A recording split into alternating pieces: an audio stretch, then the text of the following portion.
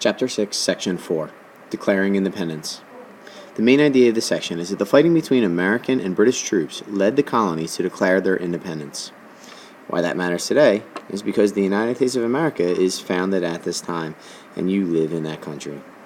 Key terms and names that will be defined for you through the Google Classroom will be Ethan Allen, Artillery, Second Continental Congress, Continental Army, Benedict Arnold, Declaration of Independence, and Thomas Jefferson.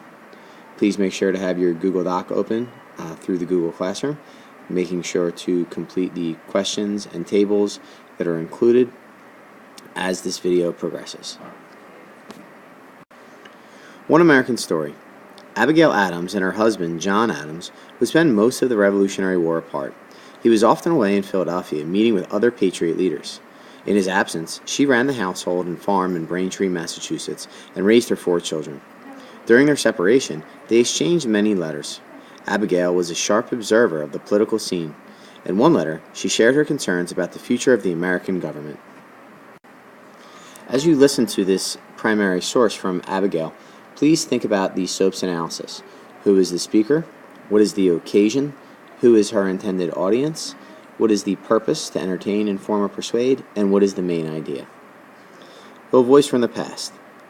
If we separate from Britain, what code of laws will be established? How shall we be governed so as to retain our liberties? Can any government be free which is not administered by general stated laws? Who shall frame these laws? Who will give them force and energy? Abigail Adams, quoted in Abigail Adams, Witness to a Revolution. So it might be a good idea to pause the video, rewind and go back, and think about your SOAP's analysis. When you've done this, press play again, and we will find out the answers to that analysis. Okay, and we're back. So the speaker of the document was Abigail Adams. That should be the easiest one. The occasion would have been, the where would have been in Braintree, Massachusetts, where she spent much of the Revolution. And the where would have been during the American Revolution, so between 1775, 1776, and 1783. The audience would have been her husband, since we heard that they wrote many letters back and forth, so her intended audience would have been John Adams. The purpose, is it to entertain, inform, or persuade? By the sound of the letter, it would be to persuade, and persuade about what is the subject or the main idea, which was basically if we win this war for independence, who is going to create the laws, and who is going to be the government that creates these laws in which society has to follow. Because without laws and a government, how is society going to continue to function? So she's concerned about the new government and what type of laws will be set up for the people to follow. So these questions would be answered later. But first, a war had to be fought and won. The Continental Army is formed. After the fighting at Lexington and Concord, militiamen from Massachusetts and other colonies began gathering around Boston. Their numbers eventually reached some 20,000. General Gage decided to move his soldiers from the peninsula opposite Boston into the city itself. So they moved from here into the city. Boston was nearly surrounded by water. This fact, he thought, made a colonial attack by land almost impossible, because they would have to attack this way, or this way, or this way. And the British would be able to defend these attacks. Not long after, on May 10, 1775, Americans attacked Britain's Fort Ticonderoga on the New York side of Lake Champlain. Ethan Allen led this band of backwoodsmen known as the Green Mountain Boys. They captured the fort and its large supply of artillery, which are cannons and large guns. These guns would be used later to drive the British from Boston. Also on May 10th, the Second Continental Congress began meeting in Philadelphia. Delegates included John and Samuel Adams, John Hancock, Benjamin Franklin, George Washington, and Patrick Henry. They agreed to form the Continental Army. Washington, who was from Virginia, was chosen as its commanding general. He had served as a colonial officer with the British during the French and Indian War. Congress also authorized the printing of paper money to pay the troops. It was beginning to act like a government. The Battle of Bunker Hill. Meanwhile, tensions were building in Boston in June of 1775.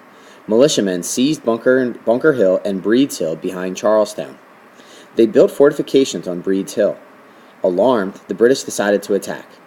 General William Howe crossed the bay with 2,200 British soldiers. Forming in ranks, they marched up Breed's Hill. On the hilltop, the militia waited. According to legend, Colonel William Prescott ordered, "Don't fire until you see the whites of their eyes," meaning wait until they get extremely close before you fire. When the British got close, the militia unleashed murderous fire. The British fell back and then charged again. Finally, they forced the militia off the hill. The Redcoats had won the Battle of Bunker Hill, but at a tremendous cost. More than 1,000 were killed or wounded, compared with some 400 militia casualties. "The loss we have sustained is greater than we can bear," wrote General Gage. In other words, if we continue to win this way, we're going to lose the war. The inexperienced colonial militia had held their own against the world's most powerful army. A last attempt at peace. Despite this deepening conflict, most colonists still hoped for peace. Even some Patriot leaders considered themselves loyal subjects of the king. They blamed Parliament for the terrible events taking place. In July 1775, moderates in Congress drafted the Olive Branch Petition and sent it to London. This document asked the king to restore harmony between Britain and the colonies. Some members opposed the petition but signed it anyway as a last hope. The king rejected this petition and announced new measures to punish the colonies. He would use the British Navy to block American ships from leaving their ports.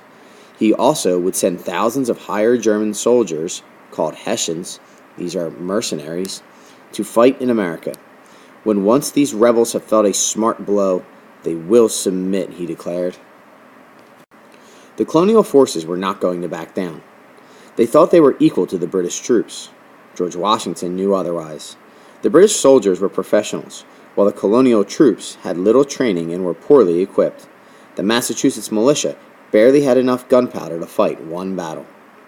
During the summer of 1775, Washington arrived at the militia camp near Boston. He immediately began to gather supplies and train the army. In the fall, Washington approved a bold plan. The Continental Army troops would invade Quebec in eastern Canada. They hoped to defeat British forces there and draw Canadians into the Patriot camp. One of the leaders of this expedition was Benedict Arnold, and he was an officer who had played a key role in the victory at Fort Ticonderoga. After a grueling march across Maine, Arnold arrived at Quebec in November of 1775. By that time, however, winter had set in, and under harsh conditions, the Americans launched their attack but failed. After several months, they limped home in defeat. The British retreat from Boston. In Massachusetts, the Continental Army had surrounded British forces in Boston. Neither side was able or willing to break the standoff. However, help for Washington was on the way.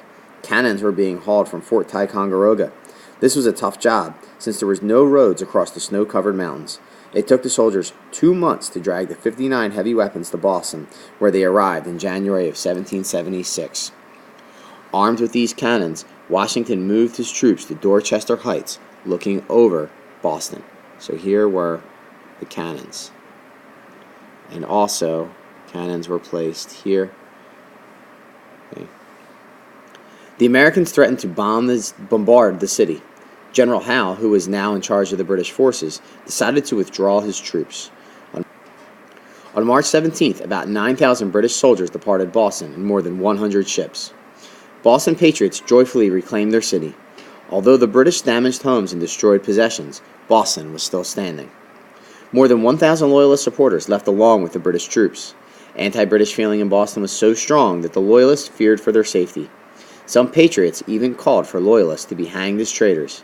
This did not happen, but Loyalist homes and property were seized. So at this point, you should be able to answer several of the questions through the Google Doc. You'll be able to finish the remainder of that after part 2. So once you have completed the answers that can go along with part 1, you can stop the video, and we will see you in class tomorrow.